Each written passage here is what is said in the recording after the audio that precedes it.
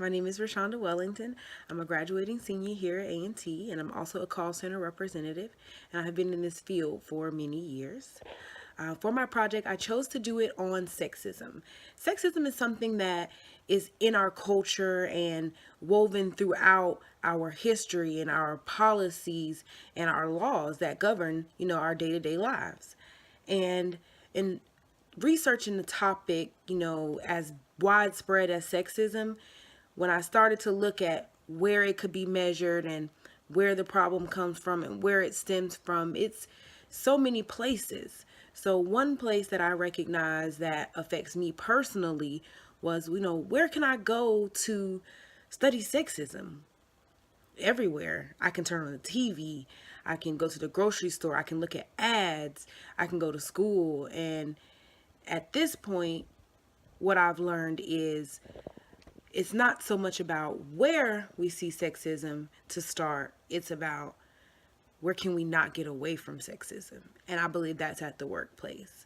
Everywhere else we can go, we can turn off a TV, we can flip the radio station. But at work, that's our livelihoods for a lot of people. So when something happens that is not fair or is a disadvantage to women, sometimes we have to just suck it up. Is that fair? Is that widespread? Is that something that, we should have to deal with? For me, I don't think that answer is yes.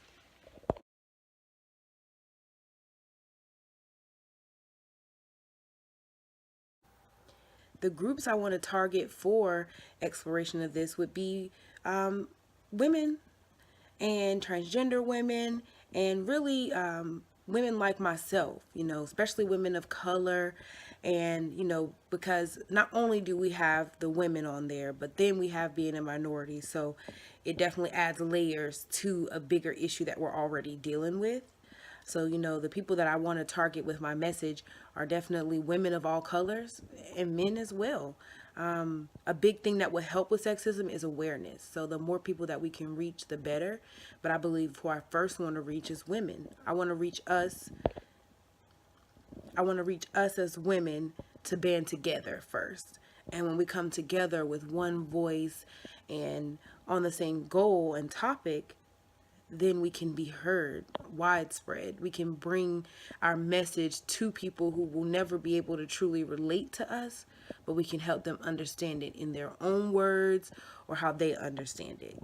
It can be attacked from many different directions. It's an issue that's political, it's religious, it's a part of history. Women weren't always allowed to vote. So all of this helps us become a better people as a whole.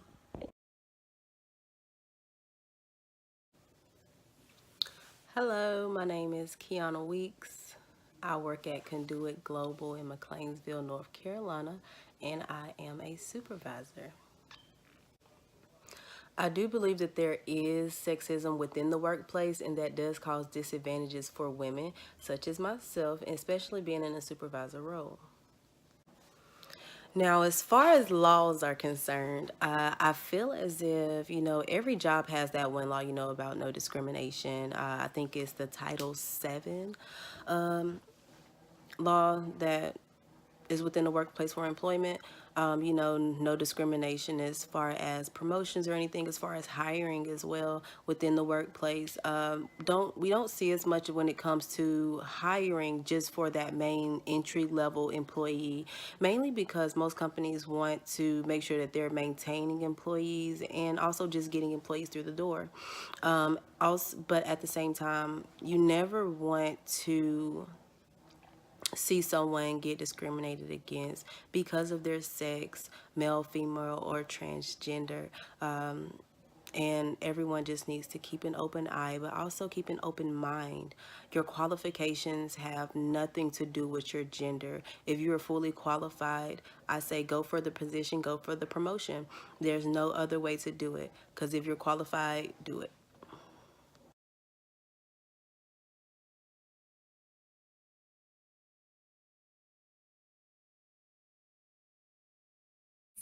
Hi, my name is Morgan, and I am currently a call center representative out of Greensboro, North Carolina. So I was asked about sexism by a good friend of mine, and I'm here to just answer how I feel personally about it. I believe sexism is a well known secret within the workplace. I believe a lot of times, we feel it, but we don't talk about it. And a lot of the times, as the victims of sexism, we just move on with our employment and don't deal with it head on. Um, Even in my career, I've seen most corporate positions higher up are male dominated. You don't see a lot of transgender women or anyone else in those positions. And if you do, a lot of the times it's just like one or two people. And, you have to really work hard to prove yourself to being chosen to be in those roles. And then even when you are chosen to be in a role as someone of an opposite gender of a male, you're often given administrative positions, secretary, um, never given the opportunity to be in a position to make the big decisions. In 8 months, even with transgender, I've only seen one in the workplace in a higher role.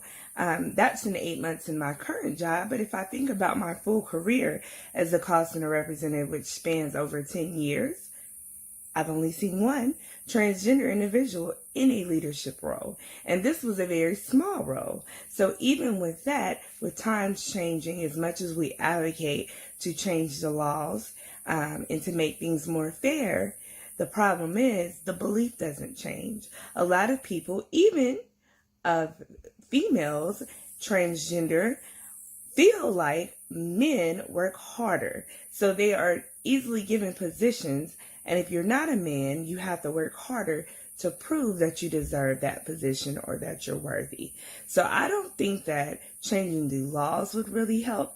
I believe with time and people's beliefs becoming more accepting and changing, that is the only thing that will cure the issue of sexism in the workplace. I chose to make this video with women in leadership roles. Those of us who have made it into leadership roles, those of us who were in leadership roles and now are not in leadership roles, and those of us who aspire to be in those leadership roles and just come from different perspectives. I have a teacher, I have an HR specialist, I have former supervisors, I have current supervisors, and residents. And the experiences are different in different areas. One thing when I was researching, I just knew that everybody would experience things kind of how I experienced them. And in some places, they were worse. They saw things that I didn't see. And in some places, they didn't see it as much. And so I also realized that we have been programmed to deal with certain things, to take the bone that we get here and there. And some of us as women can't even recognize it. And even when we do recognize it, what do we do about it? And the first step is awareness. That's something that I did get from the research of, like-minded women, that we should educate people who do not understand our needs and our problems as women. And educating people is the first step to really bringing about change. When you want to move up in life, you want to educate yourself and get an education. So if you want to improve problems in society, especially complex issues, they have to be approached from all different sides. Whenever we're going through and trying to approve strategies and things to do to work towards ending sexism, it's kind of like a campaign. We have to raise money and raise awareness and get groups together and build support for change. People have to want change. So the first step is to bring it to light. And that's really what I believe, that we can scratch the surface of it. Because when I look around, we've made great strides. This year we have more than ever women in our national, legislator. But then right here in Guilford County, 8 out of 9 council members are men. So while we're seeing it on a national scale, we can definitely do more on a small scale to have these victories and to have people who look like us representing us. And the first step is awareness. So I definitely believe women's groups, especially women's group that target I definitely believe women's groups, especially women's group that target more women like me, because there's women's groups now, but they really don't cater to women who look exactly like me. And that's something we have to get with togetherness. Either make those groups inclusive, bring other groups, to bring everybody together. But we definitely can make the change. And the template is there because it has been done before, when blacks were fighting for our rights. And it can be similar to, those movements. It's a movement that we need. And we have to inspire that movement from within so that everybody cares, so that when the movement gets hard, we don't give up.